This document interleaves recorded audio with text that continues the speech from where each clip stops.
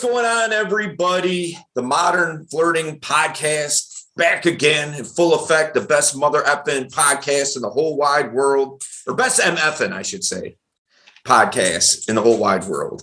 And so, really looking forward to doing this one. We got a great podcast lined up for you guys. And so right now, Cosmo might jump in a little bit later. We got myself, Dale Valor. We got the guy that started it all, Jared Syke Lawrence. We got awesome, ridiculously good coach Gore. And then we got Jamie sitting in a doctor's chair. Just got off her class, which I was watching for a little bit on Facebook. Yeah. All right, no say. Did something happen in class that you know about, or what happened there? Well, no, I mean, I went to Discord, I answered some questions, but I was just not getting the participation that I wanted, I'll be honest with you, during this class.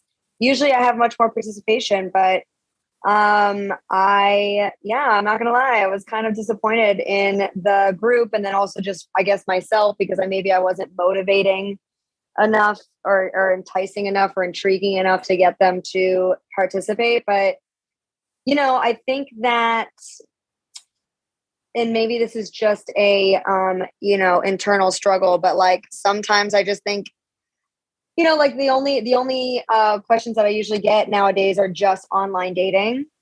And I want, and I feel like I have so much more value to give than just that. And so I'm just trying to figure out how I can be a better coach for these calls, honestly.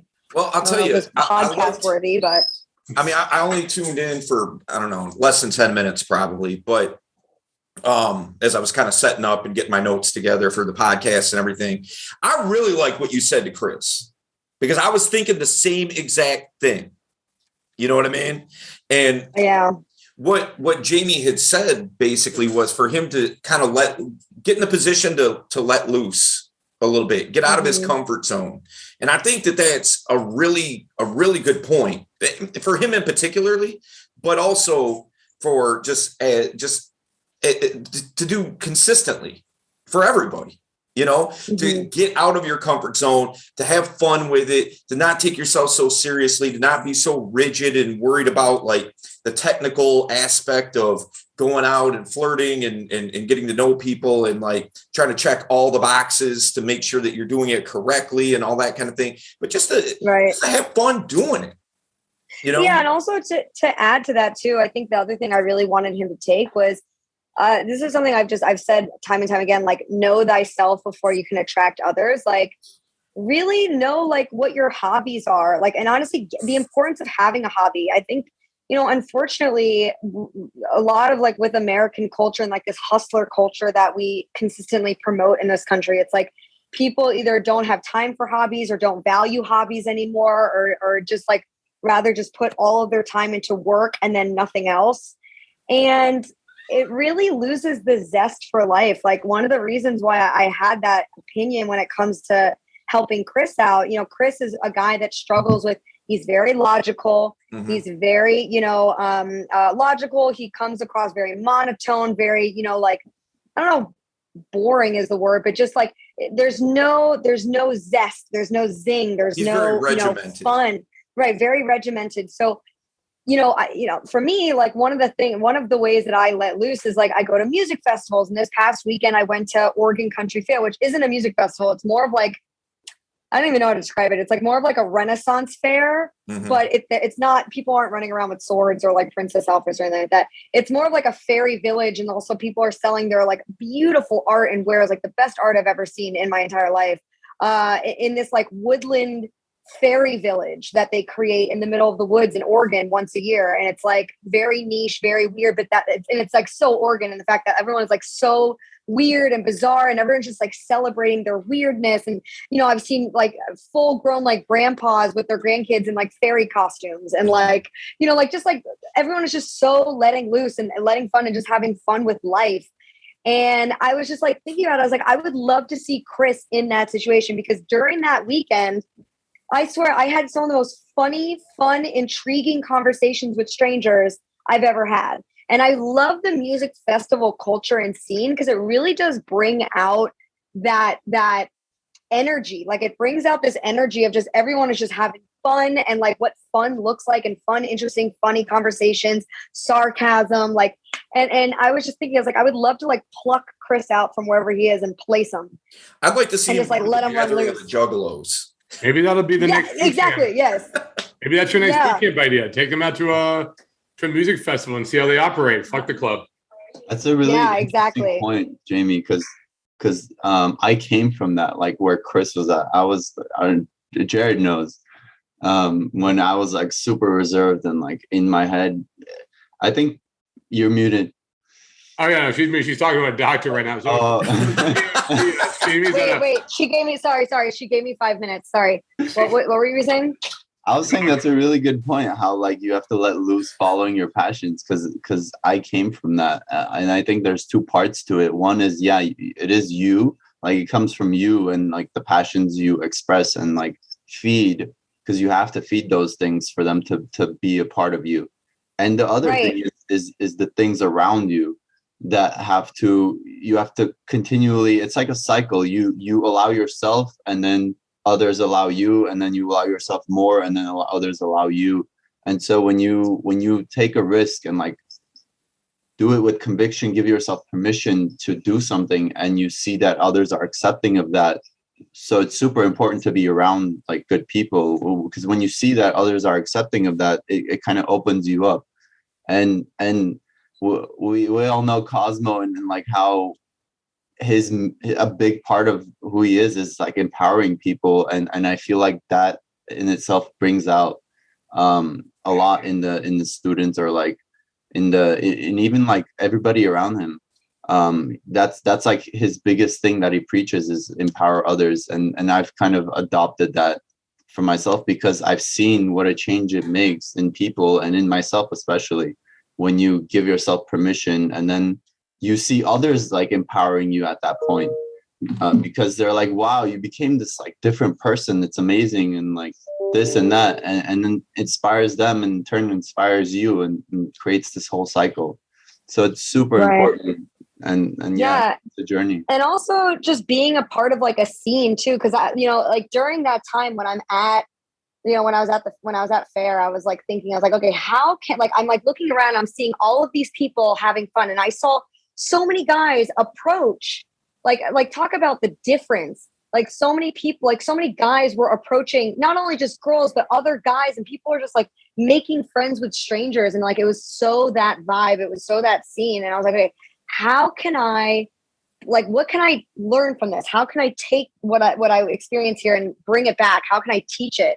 And I think it just goes to show you like being in a scene and being like engrossed in a hobby or knowing things, it also just adds to a conversation, right? So like, with music festivals, like, if I meet someone that's into music festivals, like I'm talking about that for the next, 20 minutes, favorite DJs, like, best festivals, like, where have you been? Like funny things that have happened, like, and it just makes the conversation so much easier. So it just goes to show you, like, especially men who struggle with, what am I supposed to say next? Like I run out of things to say, or there's nothing to talk about, or, I always come up with blanks. It's like, well, start smaller, like start within a smaller scene, learn that little world. And therefore it makes the conversations a lot easier. You can connect on a deeper level with more people, because nightclubs, as fun as they are, and as great as bars are, like it's harder to build a deep connection at just like those like face level value venues all the time. Right. So like branching out and really putting it in your schedule and prioritizing, okay, when in my week, when in my month, when in my year am I going to add this? Because it is a very valuable thing to put into your schedule to add and to meet people through those things. One of the things that I do, and to your point, I think it's super important to get out of your comfort zone, to go to things that you wouldn't necessarily otherwise go to. You should see the cookouts I have at my house when I have a barbecue. It is ridiculous. Over here, you got punk rock dude. Over here, you got, no worries, Jamie. Over here, you got goth guy. Over here, you got metal girl. You know what I mean? And like, one of the exercises that I have guys do that I'm working with, like if I'm working out like one-on-one with, to help them stretch their comfort zone, is to go to things outside of their bubble. It's so easy to get trapped inside of our own bubble, where now things that are outside of that bubble are uncomfortable to us. One guy in particular, I had him go, now this dude's from Northern Michigan. All right. Like straight up Whiteville. You know what I mean? Like he moved down here for work, here being Detroit. He moved down here for work, and he's just not used to an urban environment. Okay. This guy's from the country, straight up and down. And one of the exercises I had him do to start stretching his comfort zone was to go to a black comedy club. And he was like the only white dude there, you know, and you know, again, straight up Northern Michigan country, you know, and turns out he absolutely loved it. He got in some really good conversations with people. And this is a place he would never go to on his own. Never. And now he's went back on several occasions because he liked it so much. And they were the atmosphere was so inviting that it showed him, hey, I can go do things that aren't necessarily my thing, you know? So I think to her point, I think that's super important. Dale, I'm curious what you tell people to add to that, like what you tell them if they're going out alone and like putting themselves in new environments. Because I know, like from experience, if I would go to somewhere new for the purpose of like something new, like learning something from it or like gaining something from it, I would be like, okay, I'm here. This is stupid. Nothing's gonna happen. Like, wasted my time coming all the way here and this and that. Then you get into your head and you're there just by yourself. It's not even like you and a friend enjoying each other's company. It's just you there for a result. And then that makes you get into your head so much. What's the craziest place outside of the box and outside of your comfort zone that you guys have been to? It's not so much the craziness. It's the fact that like you're not used to it. And then you fall into this trap of like telling yourself, this is like the wrong thing. No, I get the mentality, Gore. Yeah. I'm just saying, give me an example of somewhere that you've went that's outside of your comfort zone. I guess like a rave party or like what kind of party? Those like raves. Oh, okay. I heard that too. What'd you hear? We replaced a V with a P. I was like, what? Oh, that's funny. What about you, Jared? What's the craziest? I know you got a story. I mean, I'm sure there's more like tame ones, but I would say what comes to mind is I'm did a lot of boot camps in Vegas, and one of my buddies there, he's like he runs this thing called the Success Institute.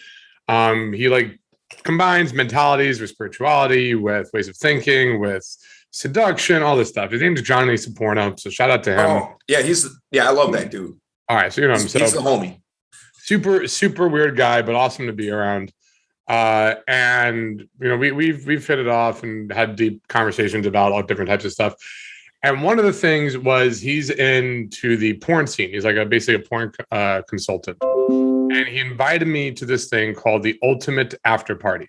And the Ultimate After Party is basically during the AVN Awards, the porn awards, all the porn stars and people in that industry have this big like private party in one of the people's suites, in a hotel suite or whatever, right? Yeah. So I'm like, shit, yeah, I'm down to go party with some porn stars. Why not? You know, I'm in my 20s. I'm feeling good. I'm like, let's make this happen. So see, decide to make it happen. I go in, and then this is where it gets all weird. I'm like, all right, I don't know how to interact in this environment. I thought I saw it all. I was going in all confident and cocky. But the moment I walked in, I'm like, this is not my scene. I have no idea on a basic level how to act. And here's why. They open the door, and the woman greeting me, she's got these cat eye contacts on, which is like the most normal thing about it, this whole thing. And I think she looks at me, she's like, meow, welcome, come in. I'm like, all right, kitty. I walk in, and then right in the living room is a giant stripper pole and girls swinging around and doing their stuff. And in the kitchen, people are pouring drinks, they're doing shots. I'm like, all right, I can fuck with this. this seems cool, right? Mhm. Like stripper pole. Wow. Okay. This is what I'm talking about. I look in the bedroom, big mistake.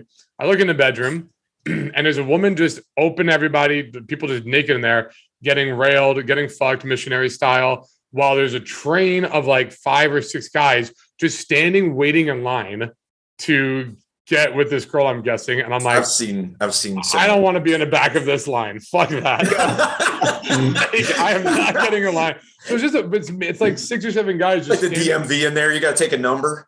yeah, kind of. There's just 7 guys just standing naked in the bedroom, all just waiting in line, and this girl's getting railed. And I'm like, all right, I'm walking out of the bedroom. Let me go into the family room away from it, right? You go into the family room, and then there's this guy who's chained up, legs and feet, and you got 2 girls just whipping him with different whips. They're just taking turns. 2 girls are just taking turns laughing, whipping this guy. And I'm like, I don't want to be this guy. Hell no. So then I go to the other bedroom, and then there's this giant blue square of latex. Mhm. And inside the latex, there is a man. Basically looks like Han Solo from Star Wars, because it was like air dry, like vacuum air dried. So it's just his body. There's like a tube for his mouth to breathe, but this guy cannot move. He's just stuck in this blue cube or blue square. And then these girls are like rubbing their hands over the latex and like rubbing up on him. And I'm just like, I'm in Willy Wonka's like sex factory. I don't know what is it going on right now. I don't know how do I go up and talk to somebody who can, and then people are like sitting in chairs, fingering each other and just doing stuff. And I'm just like, do I say, hey, can I cut in? Do I come? Like, what is the honestly, Dale? I think you have more experience than any of us. Yeah, like, this reminds me, dude. Yeah, this reminds me of so many sex parties I've been to. But so when you went to that, let me ask you this. I want to compare our experience here a little bit. Were you like, I'm not turned on like I thought I would be? Nothing was sexual to me. Yeah, that's exactly the first time that I went. I felt like it was the same feeling like when I'm at the zoo. I'm like, I'm like watching, and I'm like, where's my popcorn? Like, there's nothing feeling sexual about it. It's all more just like, holy shit, is this happening? Is this going on? Is this fucking like, yeah, all right, I'll watch this shit. But like, I nothing aroused me there. Right. Yeah. So the first time that I went to like a sex BDSM party, right? There's this house. It's called the Detroit House of Pain. You can Google it if you want. And it's a big colonial house with, I wonder if the doctor can hear us. There's this big colonial house, and like all the different rooms are set up like scene rooms. If you know what I mean by that, like one room is like a gynecologist setup. Okay. Another room is for like whipping. Another room is for something else, like just all these different themes and whatnot. One room has like a St. Andrew's cross set up. And like when I was pulling up, I was a little bit nervous because I just didn't know what to expect. I'd never been to something like that before. Sure. And I really wasn't aware of really much of anything about it. And so when I walked in, but I was excited at the same time, because in my mind, I'm thinking probably like you did when you got to that. I was thinking fish in a barrel. You know what I mean? Like, oh, this is gonna be easy. This is gonna be cake. You know what I mean? So I go in there, and first and foremost, I was just like, I'm really surprised how not turned on I am. It's kind of a high quality problem. I was a little surprised by that, but as I got a little more comfortable and started to talk to people and whatnot, I was thinking to myself, I'm like, man, this is gonna be so easy to get with some girls and whatnot, right? I mean, that this whole party is predicated on that. And I'm like, why is nothing I'm doing landing? Like why? Like everything that I do in the outside normal world, fine, works well. In here, in this environment, everything was falling flat. And what I came to realize was I was way overdoing it. In that type of environment, it was just pretty much just like general, just basic conversation. And then just being like, well, hey, you want to go upstairs? Okay. That's that, you know? And so where I'm like, okay, gotta have my starter ready to go, gotta transition, gotta position myself right, you know, and all this and that. Like, that was just like way too much for that environment. It was just basic conversation. You know what I mean? So that was vibing with, hey, you want to play upstairs? You want to go? Yeah. I mean, that was pretty much it, you know, like just have a good conversation, a little bit of Pez, and boom, that's it. Oh, there was a dynamo down. Yeah. You know, but in those types of situations, like what we were talking about before, knowing, you know, hobbies and all that kind of stuff, you know, I find oftentimes that guys the type of guys that we work with a lot of times that have that entrepreneur mindset that's like, go, go, go, hustle, hustle, hustle, and don't have time for those hobbies, don't have time for all this and that. One thing I can tell those guys from experience, because my time is extremely limited, is to couple those things together. For instance, when I was deeply in real estate, when I was just like really hustling it out as a real estate agent, you know, you're always looking for leads. You're always trying to get in front of people. You're always trying to have conversations to, you know, get people interested and, you know, and get them in your pipeline, so to speak. I figured a good way of doing that was start doing wine tasting events, start doing chili cook-offs, start doing all these different events where I'm hosting this event. And now everybody's kind of forced to have to talk to me. I don't even have to bring up real estate. Usually what would come up when I'm in a group of strangers is, well, you know, what do you do for work? Oh, I work in real estate. Well, how's the market? You know, just leading me right into that conversation, you know. But by doing those wine tasting events, it first and foremost, I wanted to learn more about wine. I like wine, don't know shit about it. So I figured start throwing wine tasting events. They're going to show me. And they certainly did. Everybody wants to big up their wine. Hey, let me get you a flight of this. Like, hey, you got to try this one that I like, blah, blah, blah, blah, blah. And then have those conversations. So not only was I having a good time, but I was using it as a networking event as well. You know, so by coupling what you do with things that you like, you're getting the best of both worlds at the same time. You should throw a wine tasting event, Gore. You still what? You should throw a wine tasting event, Gore. Oh. I'd like to think that people that go to wine tasting events have good credit. So maybe both. Maybe upstairs wine tasting, downstairs sex party. It kind of funnels. You know what they used to do back in the day? Has anyone ever done those like murder mystery dinners? I tried out for one.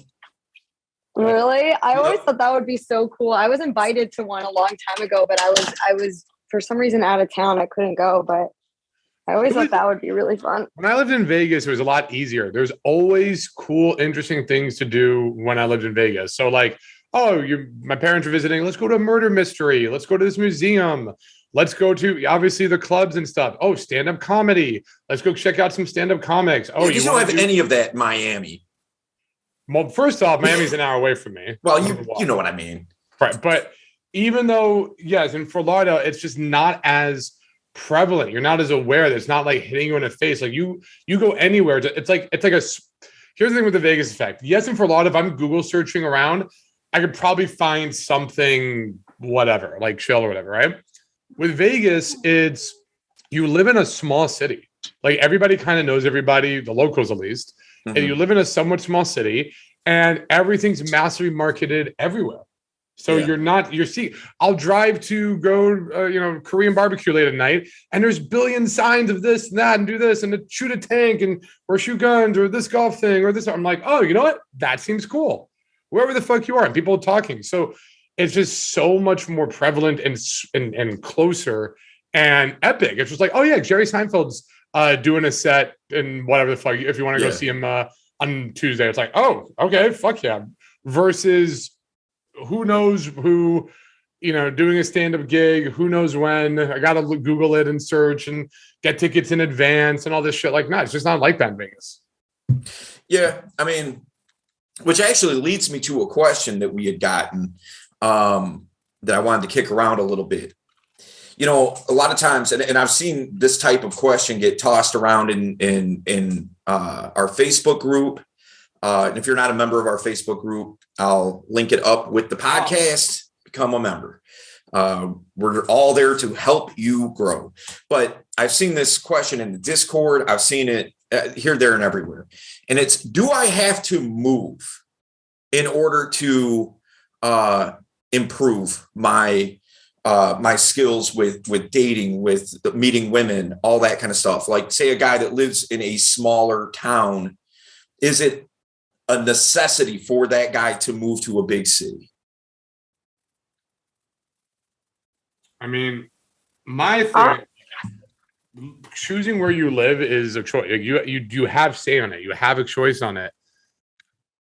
If that's one of the hardest things. People are like, I'm in a small town, and how do I do da da da? I'm like, the first thing is move. If you can move, because you can do more in Miami than, I would say, Detroit. No offense, but you can do more in Vegas than Miami, and you can do more in Detroit than you could bumfuck anywhere in Idaho. Rural, yeah. There's levels to it.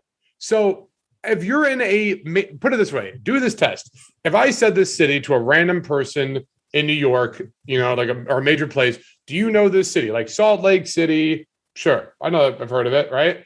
Vegas, heard of it. Dallas, Austin, Houston. If you're in Texas and you don't live in Dallas, Austin, Houston, or San Antonio, then you got to move. Right?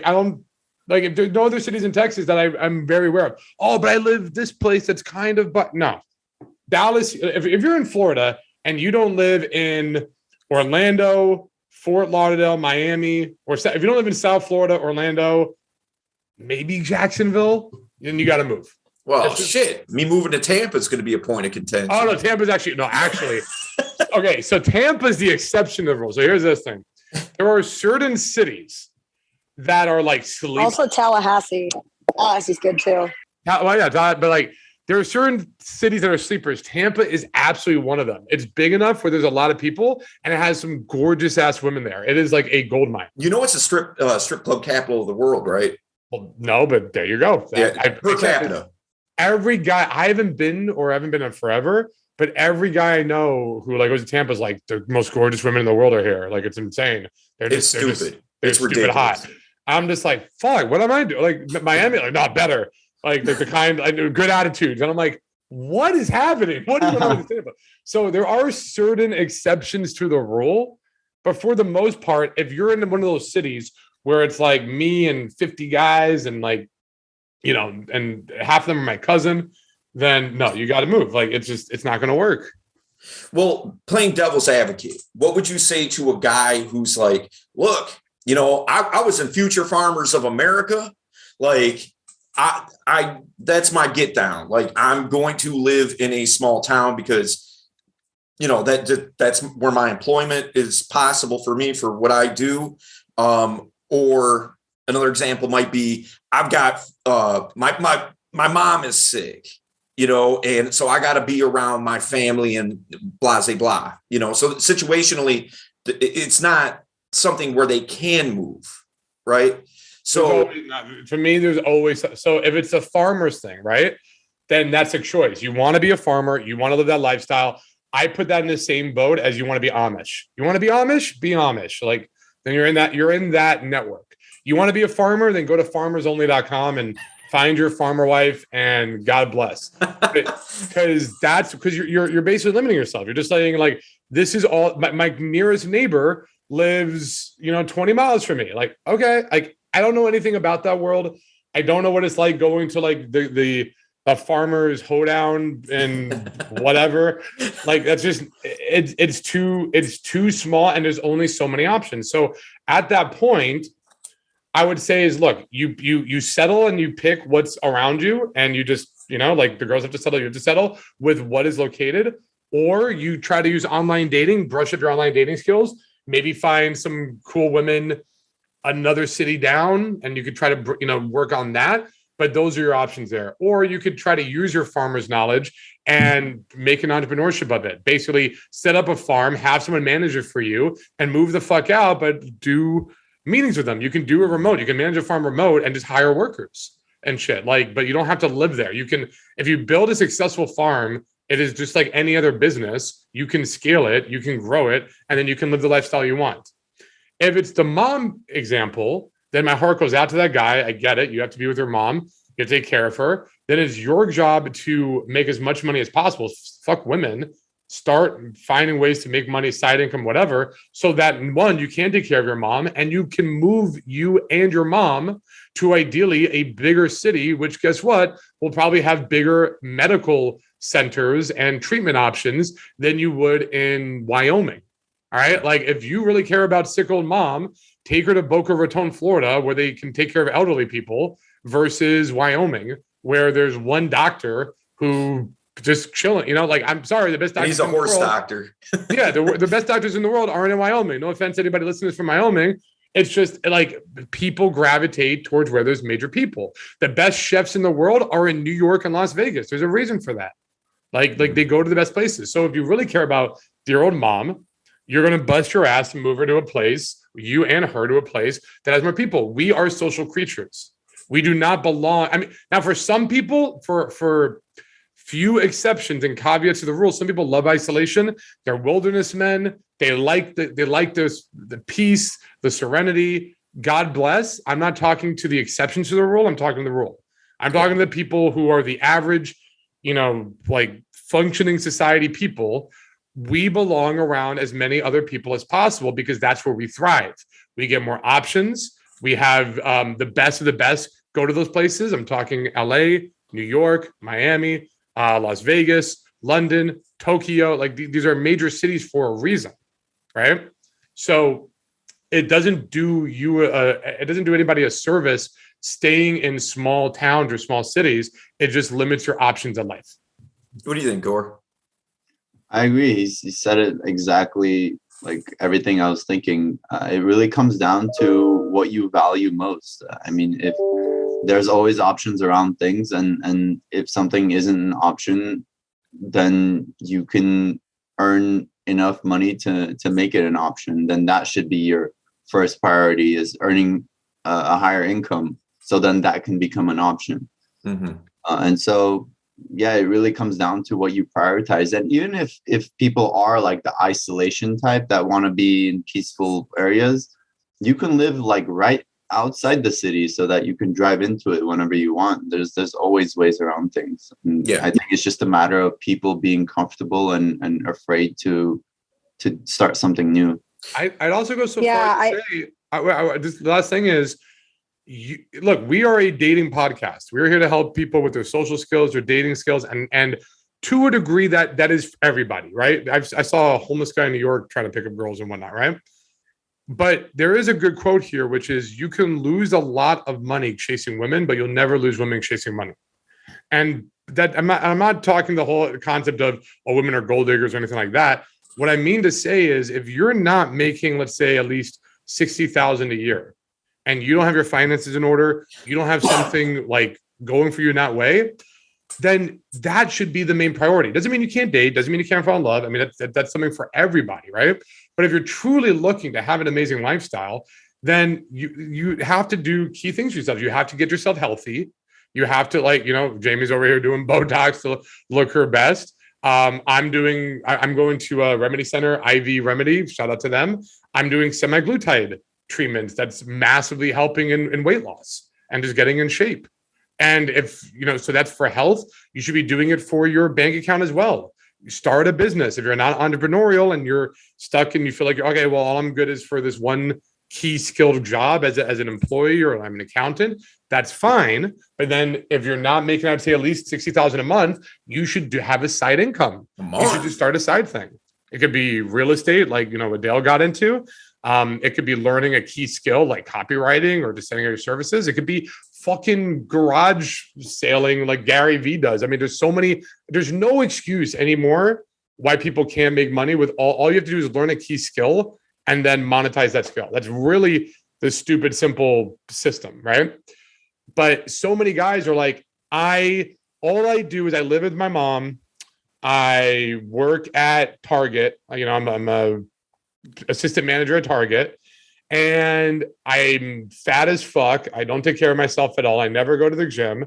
I don't eat right. My diet consists of KFC. I have no hobbies, like what Jamie was talking about. Like, I just like going to Target at work, and then I like coming home and playing some World of Warcraft. And then they're like front like women are the devil because they don't want me. I'm a high value guy. I am awesome. All of my TikTok comments. I'm a good person, and 10 should want me. No, they don't. And they shouldn't. They shouldn't want you, because at the end of the day, you're screaming to the world, you don't want you. You don't. If you were a girl, you would not date you.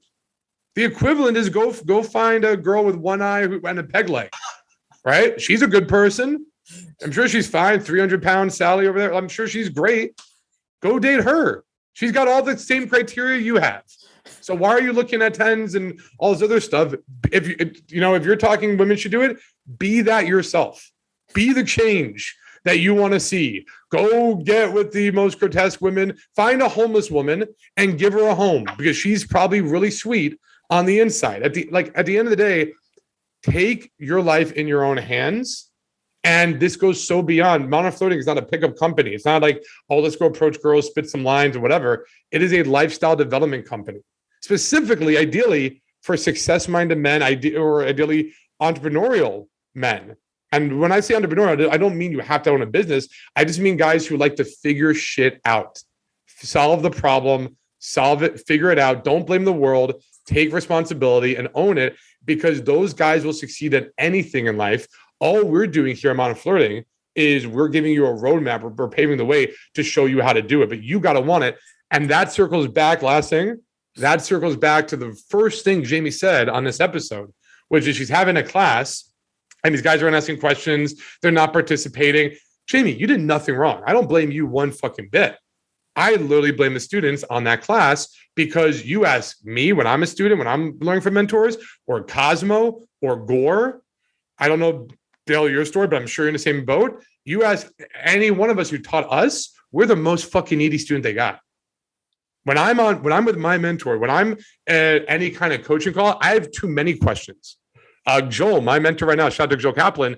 I was on a coaching call with him. I'm in his program. He had to be like, Jared, I have to get to other people, man. Bro, you got to, I know you got more questions, but I got to move on. I got to give some other people the floor. And I'm like, shit. All right, it's an hour call. I took up 30 minutes of time. That's fair, man. That's fair. Like, you cannot shut me up. I know Gore was the same way. Cosmo was the same way. If you are going to pay all this money to be in a program, to come in, not ask questions, not take action, not implement, not wonder about this stuff, like, what the fuck are you doing? Just quit that. Because this is not, it's not meant for that. Like, you shouldn't be hounding them, trying to pull teeth of like, how the fuck do I help you? How do I do it? Right? They should be coming to you going, here's what I'm doing. Here's what I'm trying. Please make sense of this for me, because I want this bad enough. I have zero empathy or sympathy for people who don't want it bad enough. I have sympathy and empathy for people who don't know what to do, and they're struggling and they're frustrated with their lives. And they go, I want to make more money. I want to get women. I want to get healthy. I just don't know what to do. I struggle. Even with me, like, I struggled with overeating. I always have. Finally, for the love of God, I found a doctor who's like, oh, you need semaglutide. Been doing that. Boom, I lose weight. I've been losing weight since then. I'm like, this is a fucking miracle thing, because I found out the resource and I'm going to do what the doctor said. It is. Oh, wait. Pencil that in for me, Jared. I want to talk to you about that afterwards. Semaglutide is a fucking cheat. For those who don't know, if you are, I have no idea what it is either. I'm down. Okay, for those who don't know, I'm down 18 pounds from when I started. My whole fitness journey thing, it started with, I was fat little chubber bubble ball, whatever. I saw pictures of me in Tulum with Cosmo for New Year's, and I was like, oh my God, I look so bad, because these are all like these like shirtless photos by the beach and all this stuff. And I'm like, I'm like, bro, to myself, I let myself go. But I'm like, you know what? Whatever, be fat. That's kind of the time I met you, Dan. Remember we did that like challenge? Yeah. I'm like, all right, maybe I'll try to lose some weight, but it's just whatever. It's just hard for me. I don't know if it was a hormonal imbalance or whatever. It's just always been a challenge of mine, always. So I'm just like, fuck, I got to do something. And then in January, right after that, I saw those pictures. I got this ulcer that was just destroyed. I couldn't eat.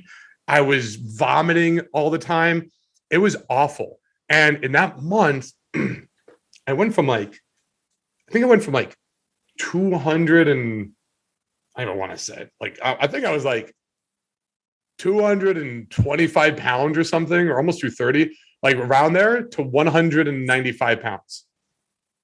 I did that like in a month, right? Like I just shot. It was bad. It was like unhealthy losing weight. People are like, "You're looking so good." I'm like, I'm feeling awful. I cannot eat. I'm on an all liquid diet.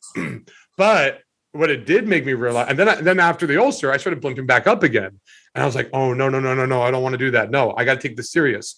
So I reached out to Prince, who's one of the coaches I'm on in Flirting. I'm like, put me on a program. How do I work out? How do I take action? How do I fucking do this? And he put me through the ringer. He showed me the workouts. I will admit I've been dropping the ball lately a little bit with that. I need to really go more harder with it, but I now know what to do. It's up to me. Do I want it bad enough or do I not? I get it. And I have no sympathy. If I skip the gym, that's on me. I have no sympathy for myself at that point, right? He's giving me what to do. Here it is. Here's the accountability. Here's a roadmap. But then I talked to the doctor about like, yo, I really want to lose weight. And that's when semaglutide came in. He recommended this. He goes, medicated weight loss. And I'm like, what the fuck is medicated weight loss? I didn't know that's a thing. He goes, yeah, you get this one shot in your belly. You barely even feel it. And it's just an appetite suppressant. You literally just eat less. And I'm like, that's so perfect for me. And since then, I've just been dropping weight. It's usually like I drop because before. Question, is it something that a doctor needs to write you, or can I just like get this? You got it. It was a shot. I mean, it's a weekly injection. So you got to go to like a health clinic or a treatment where you go Botox. Ask them. Ask your Botox person about semaglutide. I bet you they do it. You guys do semaglutide? I think I'm not a dermatologist. I doubt. Oh no. It's not a skin thing. You got to go to that. You got to go to a place that's like that will do like, testosterone treatment and hormonal balance. And they do Botox there. It's where I got, I got my forehead done. Trying to think. I don't know. Mine's called IV Remedy, but you find it, and it's just an appetite suppressant. It's stupid awesome. Before, every single week, I'm gaining like 2 pounds. And I just see it going up after the ulcer. Since the semaglutide, I'll drop like 2 or 3 pounds in 1 week. And then 1 week I'll like plateau, it'll stay the same. And I'll drop another 2 or 3 pounds. And then I'll stay the same. But I'm like, this is awesome. So I'm going to look into, guys. And now I love it. Now I love it. I'm starting HGH peptides. So it's another shot in the belly every day. And this basically gets my human growth hormone going, which in turn gets my testosterone going. It allows me to recover faster from workouts. I'm basically trying to turn into Captain America is what I'm saying. But ultimately, again, I took it on myself to figure it out, do research. What are options? What can I do? And ideally, you're making enough money in your life where you can do these kind of things for yourself, so you don't have to be stuck. Yeah, I take TRT, and my next shipment comes tomorrow, and I cannot wait to see that joker on my doorstep because, for very much the same reasons you were just talking about with HGH. You know what I mean? I know it's different, but it's definitely something that when I started taking it, it was a night and day difference, being able to have that extra boost of testosterone and all that kind of thing. And so, but I'm a little bit older than you guys. Jared might be able to get on something like that. Gore, you're too young or something like that. But no, semaglutide can be for anyone. Well, not that. I mean, maybe that could be for anybody, but I'm talking about specifically like TRT. Testosterone? Yeah, I'm not fucking with that yet because once you start, you can't stop. So that's the thing. Well, here, all right, because I've heard different people say that to me, like, "Are you crazy?" Like, and I'm like, "Look, I'm already not producing enough testosterone as it is. So what difference does it make?" You know what I mean? Like.